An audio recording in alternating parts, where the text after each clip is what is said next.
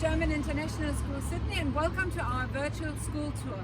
I am the registrar, Antje Eildermann, and this is Felix, who's going to support me today with our school tour. Hello. How long have you been at the school now? I've been at the school since I was 3 years old, so this should be my 11th year. Oh, wow. Okay, so he knows quite a bit about our school tour, so he's going to do the first part. Welcome. This is the secondary campus, and unlike most Australian schools though, secondary for us starts at year 5. Here we have all those classes, and above there you can even see our year 11 and 12 classes. On our secondary campus we also have the Albert Einstein building. That's where all our specialist rooms are for biology, chemistry, physics, art, etc. This is our chemistry class, and I've got to quickly take a lesson. While Felix is studying chemistry, let's go and talk to our principal. Guten Morgen. Guten Morgen, Antje. So this is our principal, Dr. Lorenz Metzger, and he's been with us since 2018.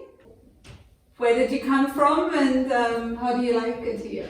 I lived in Germany before 2018, but I also spent a number of years in the US and in Hong Kong at a German international school. So I've seen a number of schools and a number of educational systems. And I'm here with my wife and my daughter, who is also at the school. So I have a parent perspective as well, and that's very helpful. And what do you think is different here? What makes us unique? Oh, the school is part of the German school network worldwide. There are about 140 schools, and they're all different because, of course, we're a New South Wales school. We have to do everything the New South Wales Minister of Education asks us to do, comply with all the rules and regulations, and fulfill the New South Wales curriculum 100%. And we're very successful in doing that. But at the same time, we of course have to comply with the expectations of parents, international parents coming to the school, especially parents from Germany who are moving to Sydney and maybe a couple of years later move elsewhere in the world. So we have to cater for international standards of education and strive to make every student achieve their full potential, and that's a great thing. The school is not too big, it's quite close, there's quite a big cohesion there between the students. It's a very international atmosphere, and of course we strive to bring all the students that have been with us for a number of years to bilinguality. Since you mentioned the curriculum earlier, one can read on our website that we have our own GISS curriculum. What does that mean? It's a curriculum based on the guidelines of New South Wales and of Germany. And it has some special features. For example, we have science in junior secondary separated into 3 subjects, as is common in Germany. So we have biology, physics and chemistry separately for a number of lessons per week. So that's another add-on to the bilinguality, the international setting that we have here. There's also a focus on science. And this extends into the senior school then, where we offer the IB as the only final exam. That also sets us apart from a number of schools because we don't separate students into German, English, or high achieving students, not so high achieving students. We take an integrated approach and we try to enable every student to reach the IB final exam. And the IB is an exam that's very well recognized worldwide actually. In New South Wales, we know that our students get into the universities that they want to get into, and it is recognized in Germany in a similar way as the Abitur. So for us, it's really the best solution. And students can start without any prior German language? That's right. We have an immersive language concept. Our main entry years are Kindy, Year 7 and Year 11, but we actually do take students without prior knowledge of German in every year because we have this immersive concept that caters for them. And of course we take students in preschool without any German.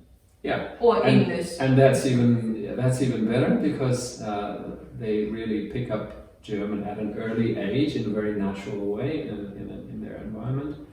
And it facilitates their learning as they move on. Thank you for your time. You're welcome. Our year 11 and 12 students study the IB diploma program, the International Baccalaureate. And let's go and meet our IB coordinator, Miss Annie Thomson, who's also head of senior secondary school. This is our IB coordinator and head of senior secondary school, Miss Annie Thomson.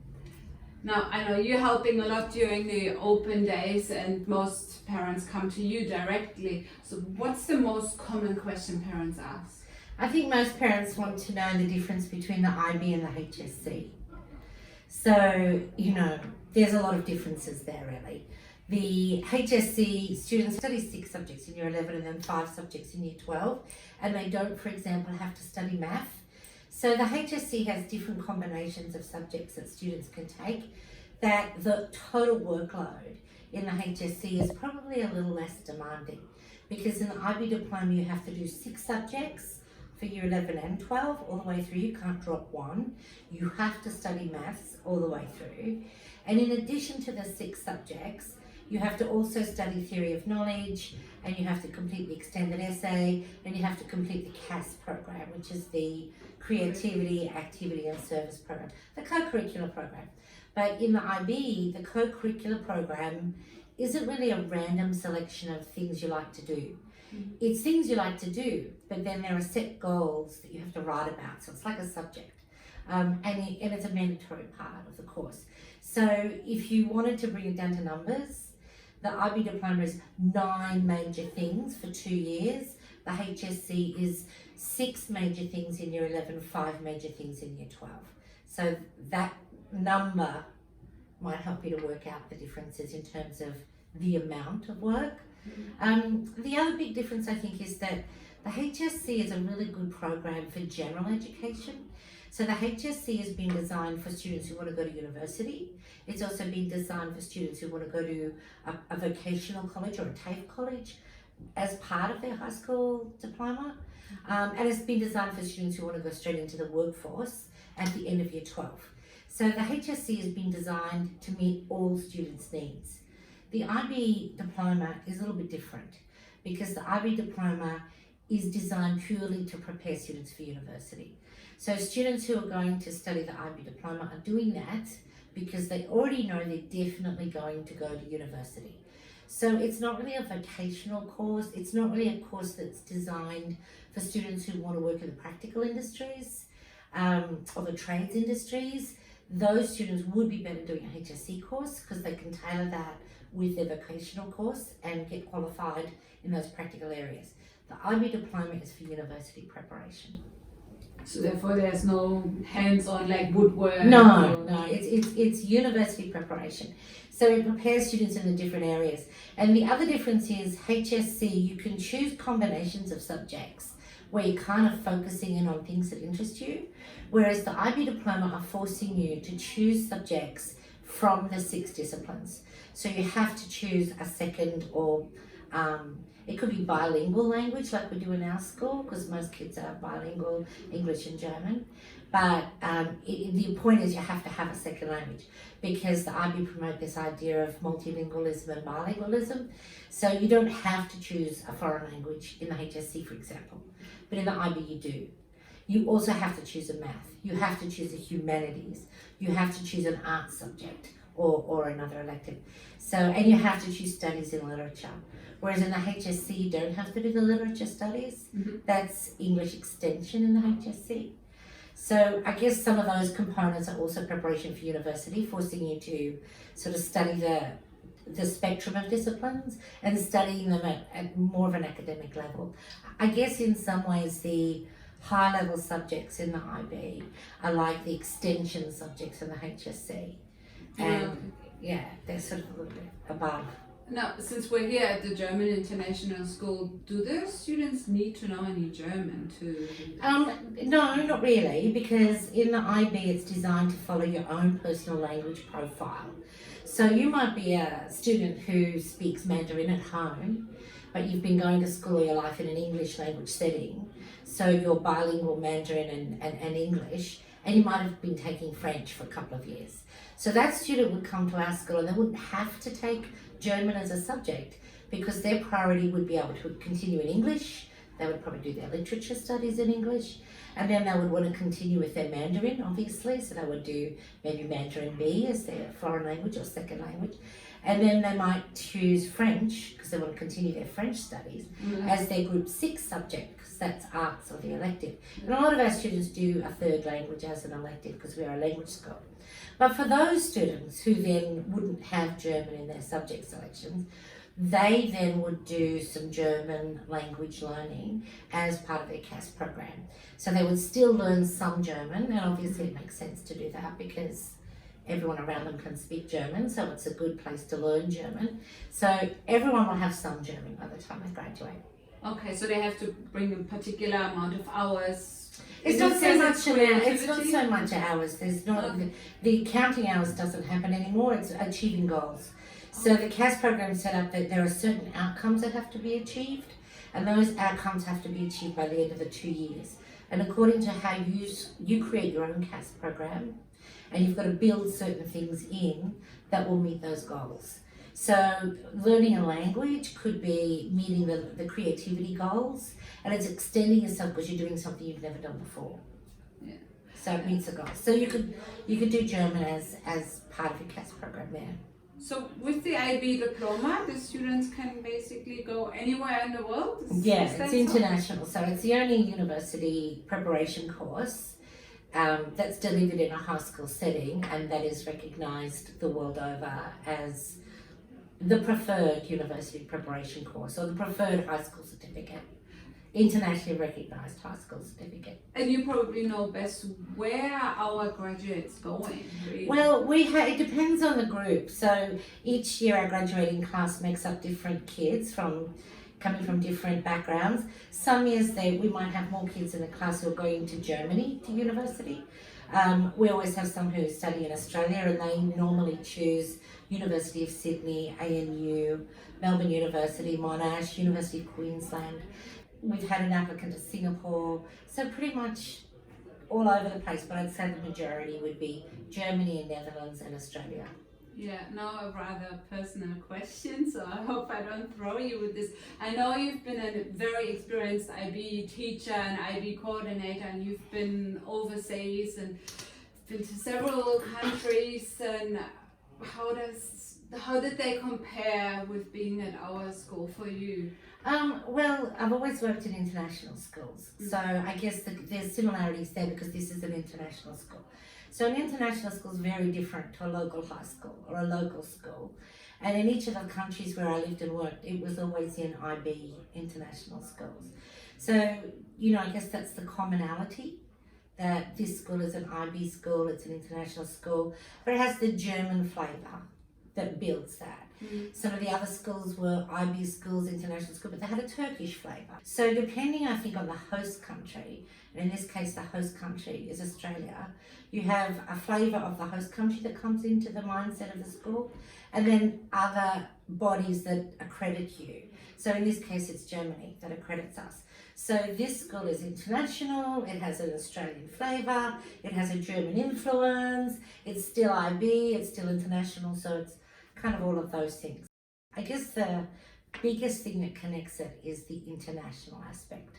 It means that you can flip between cultures quite comfortably, and being internationally minded gives you that ability to kind of merge and blend and flip depending on what the culture is, because I guess internationally minded people are intuitively curious about other, so you don't really feel like other because you're constantly exploring other. Yeah. And I think that's what our kids here do a little bit.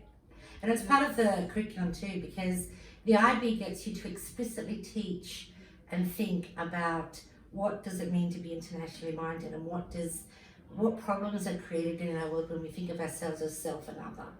And if we can think of ourselves as us and be inclusive in that thinking, then we forget the other and we, probably create a more harmonious world. This is the Year 12 English A high-level literature class that we're having on a Monday morning, and this room is our IB study centre. So our IB students are able to come to this space when they don't have a timetable class to work on their own assignments and their own self-study tasks. So it's kind of like a space where Year 11s and 12s can come and get advice and mentored, and we sometimes have some lessons in here. Anyone like to comment about what it's like being a student at the GISS? Yeah, I've only been in the school since Year 8, but it's nice to have like a kind of smaller community because everyone like kind of has a good relationship with each other and everyone knows each other. As a difference from my old school, there's definitely a lot more freedom in scheduling and in the trust teachers place in you as an IB student, as well as the free rein that you have when you have assignments such as the ones we've been completing recently. And yeah, it's a very university-like atmosphere, which is really nice. Doing the IB, it does give us the opportunity to travel pretty much travel and study anywhere in the world, which is like great because for me, English is my first language and German. I'm learning German still, and it gives me the opportunity to then study in Germany, which is like a really cool option. But I think I'll probably study here in Australia first and then maybe go overseas. Lisa, for example, is an elite sports person because she represents Australia in ice skating. I know that she probably is like, we don't really have to talk about that, but if you need to, you don't have to finish your IB in 2 years. Marissa, what plan did you put in place? Yeah, so I'm splitting my session this year, which basically means that I'm doing half of my subjects with everyone else in November, and I'm doing the exams for the other half in May next year. It just gives me a more suitable time frame to get everything done. Because your ice skating takes up a lot of time, doesn't it? Yeah. So the IB is pretty flexible in that way, that you can stretch out the exams to fit in things like the kind of time you need to represent Australia at ice skating, or any other sport, or other commitments that sometimes students need to stretch that time out. It's great to have that flexibility. Thank you, Miss Annie, and to all the IB students. We go and see another member of the school management now. I'm happy to introduce Horst Giesler. He is our deputy principal and also head of junior secondary. Junior secondary, what does that mean? Yeah, junior secondary, in our case it's years 5 to year 10. Primary school ends at the German International School with year 4, and we call years 5 to year 10 junior secondary. And you're also a teacher here, what do you teach? Yes, my subject is history, and we teach history at our school in English and bilingually, English and German, and that's for years 5 to up to year 12, yep. And I've heard you're also responsible for tests such as NAPLAN tests, which we also participate in. That's right. We have, being an Australian school, we have to participate in the NAPLAN testing, and we're doing pretty well. Also considering for most of our students, English is the second or third language. And another point is quite often people notice when they walk around the school grounds, and you may have seen this today, we don't have a school uniform. We do have a dress code. I know this is one of your favorite topics. Yeah. What does our dress code entail? Yeah, it's sometimes a bit hard for our Australian parents, our local parents, to understand we don't have a school uniform. There's just no tradition in the German history, school history, education history of wearing uniforms. And we're pretty happy with it, not having uniforms here. Although sometimes it can create a bit of excitement when it comes to the dress code. That's my favorite word for it, with the year 7, year 8, mostly the girls. But hey, again, that's part of our school. But I think it fits our school perfectly not to have a uniform. And again, this is part of our German legacy. And I also know you are in charge of the year 10 exams, which is primarily for the German-speaking students. And my question is, what do the not German native speaker students do at the end of year 10? Do they get a certificate, a leaving certificate? Do they do a German test? Yeah. Or do they just go into the IB with a normal school? We basically have these two groups in junior secondary. We call them the locals and the so-called Germans. And the Germans are doing German as a subject on a mother tongue level.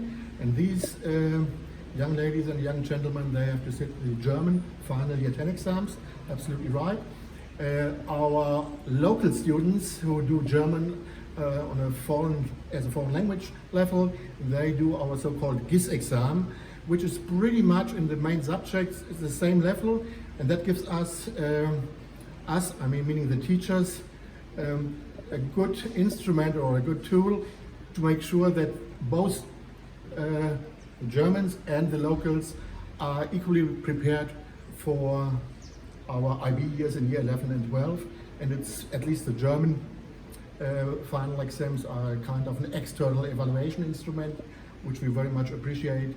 And again, as I said, it gives you valuable feedback on what's actually happening in class. In the last 2 weeks of year 10, the students have some sort of a preparation, orientation program for the IB? That's another service we have here when the students have finished their final year 10 exams. We have got a bit of we call it a transition phase, making sure our students are well prepared for the IB years. It's the two to 3 weeks before Christmas, and they will start with the new school year in February. And that gives them a pretty good idea what to expect when it comes to the IB diploma. My last question, how long have you been at the school? I've been here at the school for 18 years and still going strong.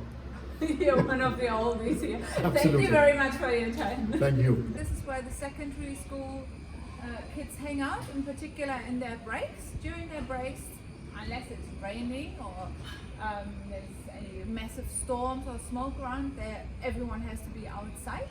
And we also have, since this year, we're very proud to have our new kiosk. So from now on, children can pre-order their food or can even come here and buy it. And for me, the best thing is that they also have really good coffee.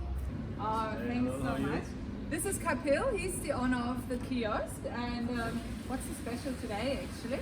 We got beef lasagna with a fresh salad, spicy chicken nachos, and a mixed vegetable curry with rice. That's have that veggie curry, really good. Yeah. So this is Mia and Emmy, 2 students in year 9. They're going to help me today with our virtual school tour, and they're going to show our DAF. DAF stands for German as a foreign language. Because Mia, when did you start school? Year 7. And did you speak any German? None at all. Hence she speaks so well English. And Emmy, when did you start? I started in year 8. Oh, So I didn't speak any German. no German at all. Okay. How about you show our DAF? Okay. You are Finnish, is that right? Yeah. And so how many languages do you speak? At the moment, I speak a bit of German, a bit of Spanish, Finnish, and English, and I will be learning Swedish. Right. Quite international backgrounds. Yeah, like many of our students. So do you feel you kind of really fit in here? Oh yeah, it's really easy for me to fit in because I've been going to a lot of international schools lately, and because there are so many people of different nationalities, everyone's a bit different in their own way. Yeah. And since you haven't been that long here, how quickly did you find friends? Oh, I found very quickly, as Mia, she was probably the first one I really became close friends with. But yeah, everyone is so welcoming and I absolutely love it. Can you explain a bit more how you actually do language learning at our school? I've heard that there's a lot of playing going on that allows you to repeat, and it's not as dry as only learning vocabulary as I did in school many years ago. Yeah, basically in German we get these 2 books to start off with. One's mainly like texts and like colourful pictures and stuff, and like different things that we have to learn, and the other one's an Übungsbuch where we've got all the different activities. But that's not the only thing we do. We do have vocab tests where we learn vocab, but we have a lot of different ways we learn vocab. So sometimes we've got these games where we play like Wörterbingo. So we put all the different words on the whiteboard, and you'd have to be able to spell them. You'd write them out on this sheet, And you also have a lot of German conversations and trying to use your vocabulary that you're learning as much as possible. Okay. And have you had a chance yet to go to the German exchange that we do every 2 years? I don't know if you want to. I go next year. Oh, so it's always year 9 and 10, is that Yeah, right? year 9 and 10. That goes to Germany every 2 years, and then the year in between, the German group comes over to us. So, thank you, Mia and Emmy. We're now going to have a look at the music room and the music teacher, who is going to explain a bit more about CLIL and the other subjects that are taught in German only.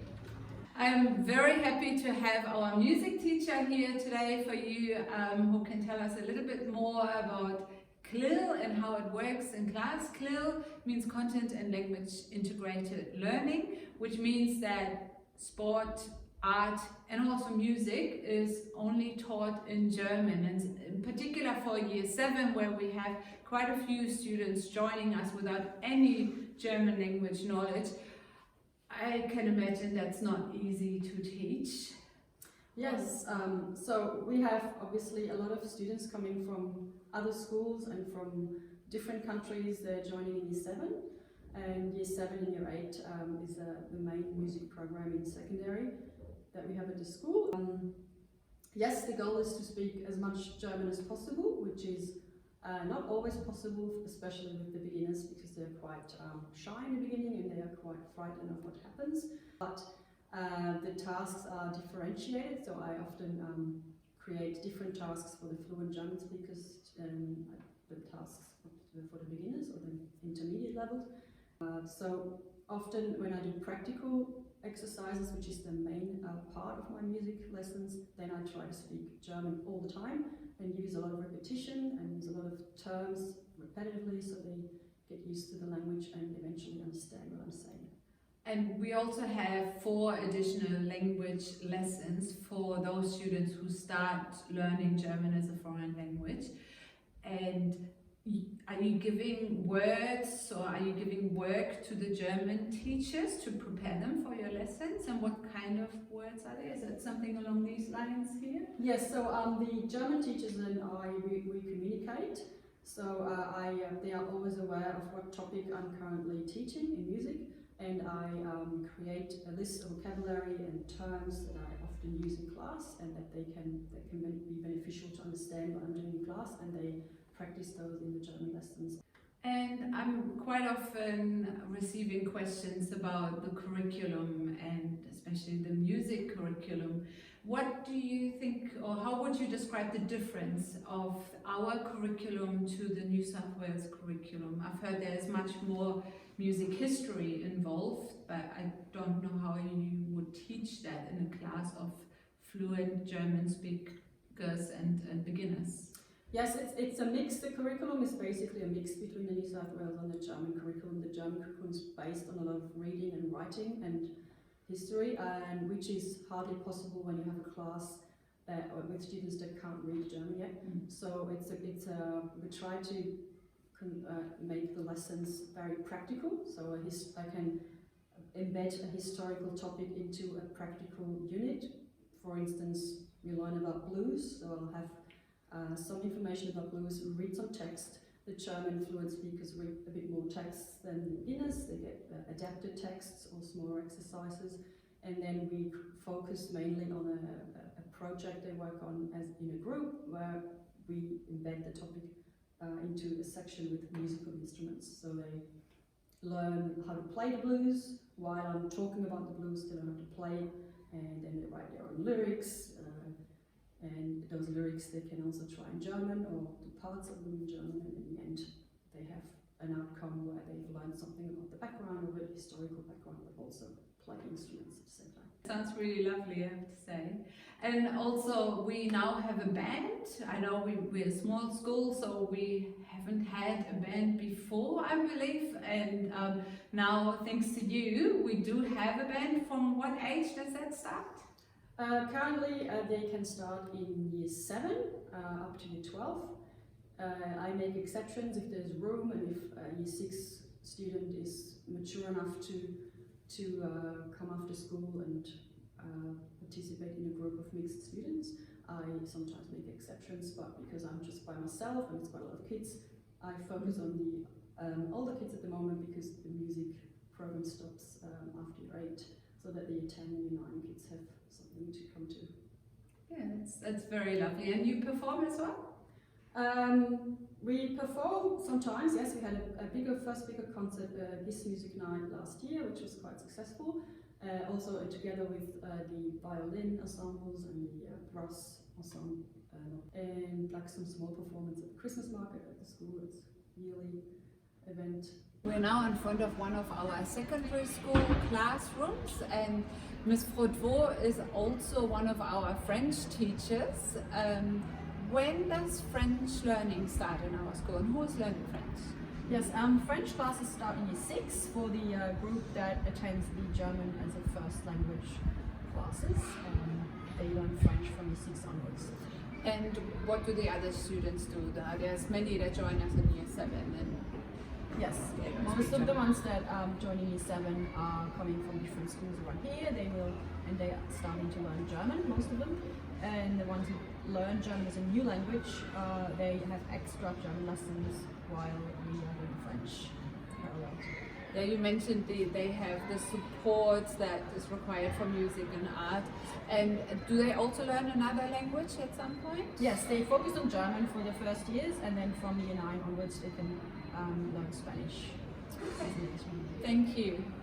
If this was a regular school trip, this is where you would arrive at our reception. Let's go in. Here's our reception, and this is our receptionist Kate, who's been with us for more than 10 years now, and she truly is the heart of our school community. I know you are the go-to person for our visitors and parents, but also for our students. What happens here on a daily basis? So it's never really a dull moment here. Every day is different. Basically in reception, it's the main point of call for our IB students, teachers and visitors. It's also a hub for parents and students who need to come and ask any questions. Sick bay is just behind us here, where I look after the students if they have a scraped knee or feeling sick. Creating a sense of community is very important to us here at school. We pride ourselves, especially in the office, of knowing every student by name, but more importantly by their nature, because each student is individual and unique. Thank you, Kate. Let's go and meet our final member of school management, Kristian. I'm happy to introduce to you our general manager, Kristian Wolf, who has been with us for a couple of years now in our school community. One of the main questions I'm being asked a lot is, what are our student numbers? How many students do we have at the moment? Yeah, so thanks, Antje. We have about 384 students currently, of which roughly 50 in our preschool, and the rest is split up between our primary, secondary, and then the IB years, which is years 11 and 12. So we have a fairly small school community, which needs also a bit more parent involvement. How can parents get involved at our school? Look, I think that's one of our strengths. Being a small school but growing, parent involvement is not only a nice thing to have, but it's really essential to get us going as a community. The Christmas market in August probably is the best example, where we have almost 8,000 visitors from all over Sydney, and it's a great community event here in Terry Hills, and also very important for us to be active in the community and be seen as part of this community. Talking about community, what's so great about our Terry Hills community and our surroundings? Yeah, I think the great thing is we're still fairly close to the CBD and all the amenities of the city, but it also feels very far away on the other hand. Being here in the Northern Beaches and also so close, I mean, right on the border to the Coringa National Park, it offers so many opportunities, and you know, we've been here for 13 years, so we're a really integral part of the Terry Hills and Northern Beaches community. Yeah, and we've got bus stops right in front of our school where public buses can stop and go all over the city almost, and we have our own buses. In terms of communication, I know you're very much involved in communication. What are our communication channels? Yeah, communication with the parents, with our school community is vitally important. And like most schools, we've adapted to the new digital forms of communication. Namely, we have one central app where you can find most of the information and communication regarding your classes and general information that we want to get out to the parents. We've invested a lot into our IT space. It is becoming, like I said, very important in a generation of digital natives, how we merge our pedagogical approaches with also including making sure that our students do get the right exposure to IT and involved in the creation and use of digital media, for example, as part of the library and as part of many of our classes. Yeah, and our year 7 onwards students, they have to bring their own laptop to school, and our primary school students, they get computers here if they need. Yeah, we use iPads for the younger students that are available for the primary school years, and the teachers can choose to use those. We don't use them for all the classes, but we've learned that they're really good teaching aids. But also then, yes, we move on to the older students having their own devices that they can bring, but we also help them in supporting that here on campus through our IT department. Mm-hmm. Thank you very much for your time. You're welcome. This is the end of our virtual school tour. Thank you very much for watching. Should you like to arrange a trial day, should you happen to be in Australia, or if you have any questions about the application, or if you like to have another individual school tour with me, please give me a call or write me an email. We're very much looking forward to seeing you in person.